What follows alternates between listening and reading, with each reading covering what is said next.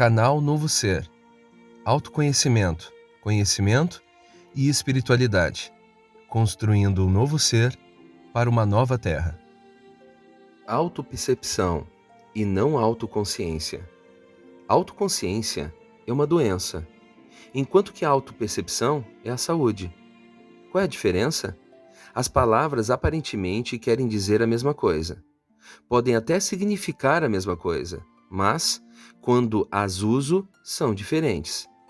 Quando falo em autoconsciência, a ênfase está no eu.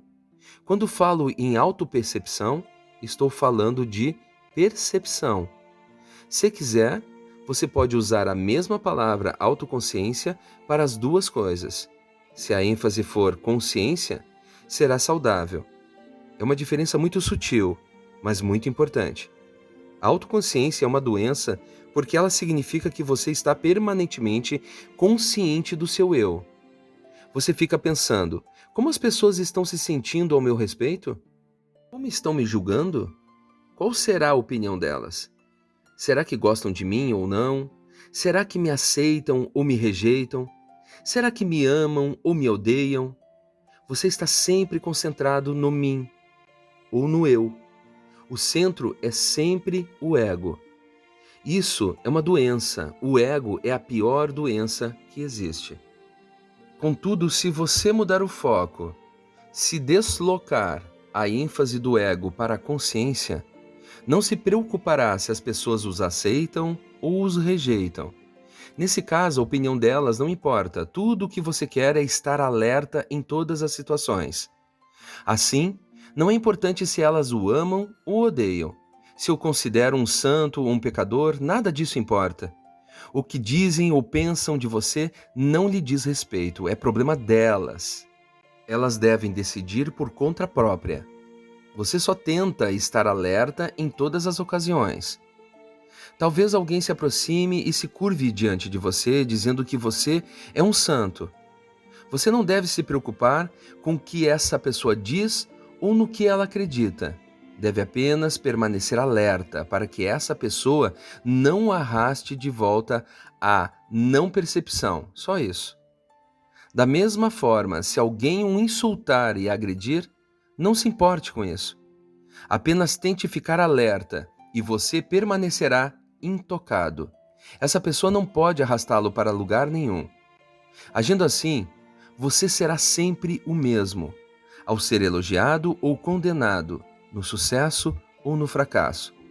Através de seu estado de percepção, você atinge uma tranquilidade que não pode ser perturbada de forma alguma. Você se liberta das opiniões das pessoas. Essa é a diferença entre um religioso e um político. O político está sempre consciente no eu, sempre preocupado com a opinião alheia. Ele depende dos votos e da opinião alheia. Os outros são seus mestres, e também aqueles que decidem por ele. Já uma pessoa religiosa domina seu próprio ego. Ninguém pode tomar decisões por ela, que não depende de votos nem opiniões. Se você for até ela, tudo bem. Se você não for, tudo estará bem da mesma forma. Não há problemas algum. Ele continua sendo o mesmo ser. Agora gostaria de dizer algo que parece paradoxal, mas apesar disso, é a mais pura verdade. As pessoas que são autoconscientes com ênfase no ego, não possuem ego. É por isso que são tão autoconscientes, porque têm medo de alguém possa arrancar seu ego. Essas pessoas não são senhoras de si, pois seu ego foi tomado emprestado de outras pessoas. Pensando dessa forma, se alguém lhe sorri, seu ego é acariciado. Se alguém as ofende, algo terá sido subtraído e sua estrutura ficará abalada. Se alguém está com raiva, elas ficam com medo. Se todo mundo ficar com raiva ao mesmo tempo, para onde elas irão? Quem serão elas? Sua identidade estará quebrada. Se todo mundo sorrir e disser, você é ótimo, então elas serão ótimas. A pessoa que é religiosa é autoconsciente com ênfase na consciência. Possui um ego autêntico. Não pode tirar esse ego dela. Não pode dar-lhe um. Ela o atingiu por si mesma. Se o mundo inteiro ficar contra ela, seu ego lhe fará companhia. Se o mundo todo a seguir, seu ego não será inflado. Ela possui uma realidade autêntica, um centro. Uma pessoa política não possui um centro. Tenta criar um falso. Ela pega algo emprestado de você, um pouco de outra pessoa, e é assim que funciona a sua vida. Uma falsa identidade, uma colagem da opinião de várias pessoas. Essa é a sua identidade. Se o povo se esquecer dela, estará perdida, no meio do nada. Na verdade, será um ninguém. Por exemplo, se uma pessoa se torna presidente, subitamente ela será alguém. Quando deixar de ser presidente, será um ninguém. Todos os jornais o esquecerão. Será lembrado apenas no dia de sua morte, e mesmo assim haverá apenas umas poucas linhas no obituário. Será lembrado apenas como um ex-presidente, o antigo ocupante de um cargo qualquer, não como um ser humano. O que aconteceu? Um homem desapareceu, apenas isso. Enquanto você ocupa um cargo, você está na primeira página de todos os jornais e revistas. Não é você que importa, mas o seu cargo. Assim, todos os que são pobres por dentro estão sempre em busca de uma posição, dos votos das pessoas, de opiniões. É assim que procuram desenvolver uma alma, obviamente uma falsa alma. Os psicólogos conseguiram chegar ao cerne do problema. Eles dizem que quem tenta ser superior sofre de um complexo de inferioridade e que as pessoas que são realmente superiores não dão a mínima para isso. São tão superiores que nem sequer percebem que o são. Apenas uma pessoa inferior pode estar consciente de sua superioridade. E é facilmente ofendida neste ponto. Basta você insinuar que ela não é tão maravilhosa quanto pensa para deixá-la com raiva. Apenas uma pessoa superior pode ficar para trás, ser a última da fila.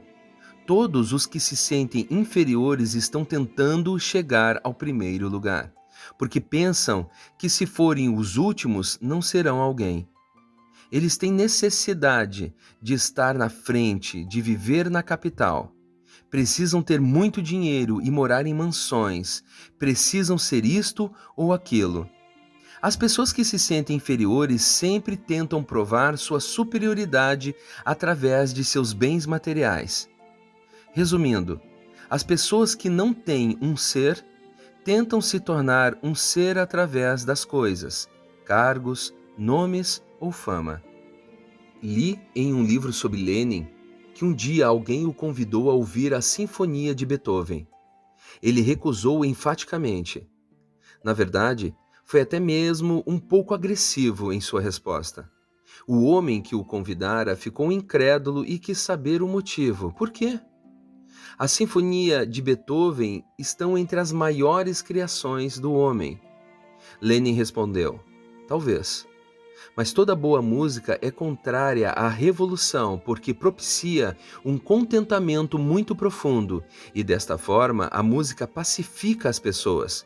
Portanto, sou contra toda e qualquer tipo de música. Se boa música se espalha pelo mundo, as revoluções desapareceriam. A lógica é relevante. O que Lenin está dizendo é verdade para todos os políticos. Eles não gostariam que a boa música se difundisse no mundo. Não querem grandes poesias, nem grandes meditadores. Não querem pessoas em êxtase, nem euforia. Por quê? Se isso tudo ocorrer, qual seria o destino das revoluções e das guerras? O que aconteceria com todas as bobagens que acontecem no mundo? As pessoas precisam permanecer sempre em um estado febril, pois só assim podem ajudar os políticos.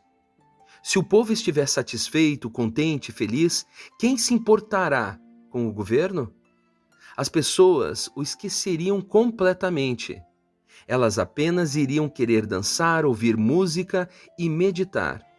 Neste cenário, que importância teria o presidente americano? Nenhuma. Mas quando as pessoas que não têm um eu não estão satisfeitas, elas continuam a apoiar outros eus, porque esta é a única maneira que tem para obter apoio para suas próprias existências. Lembre-se que a autoconsciência com ênfase no ego é uma doença muito grave e profunda. Você deve se livrar dela. A autoconsciência com ênfase na consciência é uma das coisas mais sagradas que existem no mundo, porque pertence a pessoas sadias que alcançaram seu centro. Elas são conscientes. Não são pessoas vazias, mas realizadas. Canal Novo Ser.